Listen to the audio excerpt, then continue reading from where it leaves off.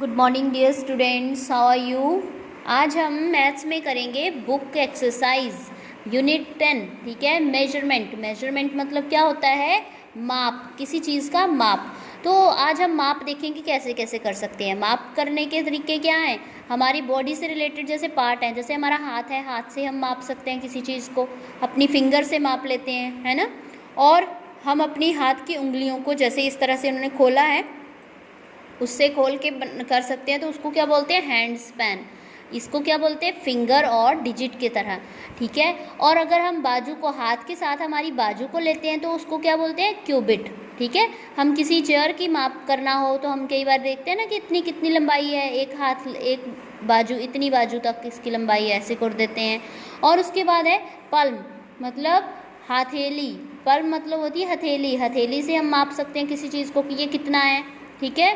उसी तरह से हम अपने कदमों से मापते हैं कि ये कितने कदम चला। ठीक है, कितने कदम की। तो ये हमारे सारे बॉडी पार्ट से रिलेटेड है कि हम कैसे माप सकते हैं। इनमें हमें पूरी तरह से पता नहीं चलता है कि माप सही है या गलत, पर हम उनको गिन गिन के पता कर लेते हैं।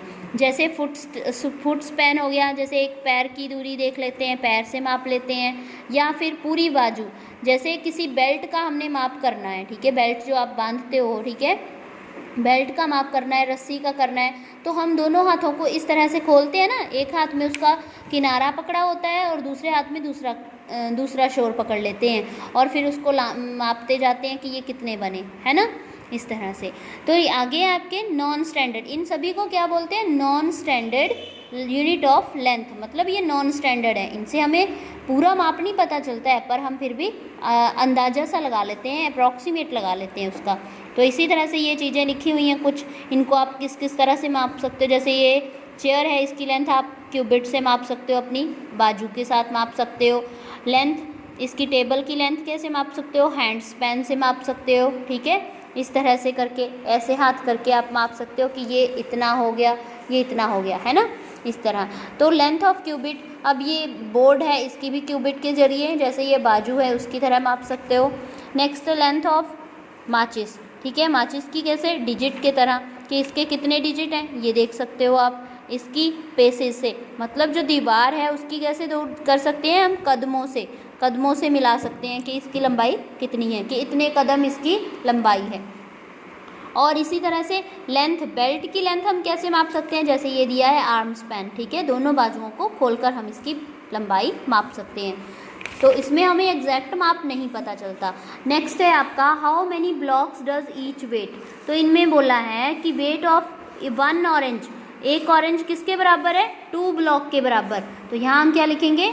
2 ब्लॉक्स के बराबर। ठीक है, यहाँ पे दिया है ना, दोनों बराबर आ रहे हैं, तो मतलब एक जो ऑरेंज है वो कितने वेट के बराबर है? 2 ब्लॉक के बराबर। इसी तरह से ये पपाया है, पपाया किसके बराबर है? 3 ब्लॉक के बराबर। तो यहाँ हम लिखेंगे 3। इसी तरह बुक का वेट कितना है? 1 book is equal to 3 blocks. ठीक है, तो 3 ब्लॉक लिखेंगे, ये आपके ब्लॉक हैं, ये बुक है। और वाटरमेलन कितने ब्लॉक के बराबर है? 1 2 3 4 5 6 7 8 9, तो 9 ब्लॉक लिखेंगे यहाँ पे।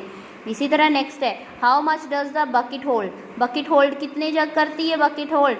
1 2 3 4 5 6 7 8, तो यहाँ लिखेंगे 8, और ये 2 आपने खुद करने हैं। ठीक है। नेक्स्ट है मेजरमेंट ऑफ लेंथ। अब हमारा स्टैंडर्ड यूनिट हम कैसे माप सकते हैं? सही माप हमें कैसे पता चलता है? आपने स्केल तो देखा ही होगा, जैसे ये स्केल दिया हुआ है आपको। ठीक है, अब आपकी स्केच पेंसिल है जो, ठीक है, जो आपके क्रेयॉन्स होते हैं, कलर होते हैं, उसको आपने मापना है। तो आपने स्केल लेना है और उसके एक किनारे से, यहाँ से शुरू करना है, 1 सेंटीमीटर से लेके देखना है कि आपका स्केल कितना है, वो आपकी पेंसिल कितने सेंटीमीटर है, इसको सेंटीमीटर में बोलते हैं। स्केल जो होता है वो सेंटीमीटर में होता है, तो वो देखेंगे यहाँ तक, मतलब यहाँ 0 से लेके 500, तो इस क्रेयॉन की कितनी लंबाई हुई? 5 सेंटीमीटर। इसी तरह से पेंसिल की अगर लेंथ देखें, आपको इसके लिए क्या करना पड़ेगा? आपको स्केल लेना पड़ेगा। तो आपने स्केल लेना है और उसके पेंसिल के एक शोर तक रखना है। ठीक है, एक किनारे पे पेंसिल को रखा वो, और वहाँ से फिर देखना है कि वो पेंसिल कहाँ पर ख़त्म हो रही है, जहाँ वो ख़त्म होगी वो उसका सही माप होगा। जैसे ये 12 पे ख़त्म हो रही है, तो इसका 12 सेंटीमीटर क्या होगा? पेंसिल का माप होगा। ठीक है, और आपको ये भी पता होना चाहिए कि मीटर जो है, मीटर किसके बराबर होते हैं, 1 मीटर बराबर किसके होता है, 100 सेंटीमीटर के, ठीक है। और मीटर के साथ क्या मापा जाता है, कपड़ा मापा जाता है। ए टेलर इज़ मेयर क्लोथ, या ए मेजन इज़ मेयरिंग अ वॉल। एक जो मिस्त्री होता है वो वॉल को, दीवार को मापता है किसके ज़रिए, मीटर के ज़रिए या फिर पैमाने के ज़रिए, ठीक है। किलोमीटर क्या होते हैं, किलोमीटर किसके बराबर होते हैं, 1 किलोमीटर बराबर होता है किसके, 1000 मीटर के बराबर होता है, ठीक है। तो एक्सरसाइज शुरू करते हैं। एक्सरसाइज में क्या है आपके, ये दे दिया आपको स्केल, ठीक है। आपने एक असली वाला स्केल लेना है और उससे अपना देखना है, आपकी इरेज़र होगी आपके पास, इरेज़र का माप देखना है आपने, यहाँ से यहाँ स्केल रखनी है, इस ज़ीरो से यहाँ पर रखी, और फिर देखना है कि वो कहाँ ख़त्म होती है आपकी इरेज़र, तो वो नाप आपने यहाँ पे लिखना है। इसी तरह से अपने स्केच कलर को लेना है, उसका भी इसी तरह से माप लेना है और उसको लिख देना है यहाँ पे। और अपना ब्रश जो है आपका टूथ ब्रश होता है, उसका आपने माप करना है, यहाँ 0 से स्टार्ट करना और आगे तक देखना है कि कहाँ तक होती है उसका माप, तो वो आपने लिख देना है, ठीक है।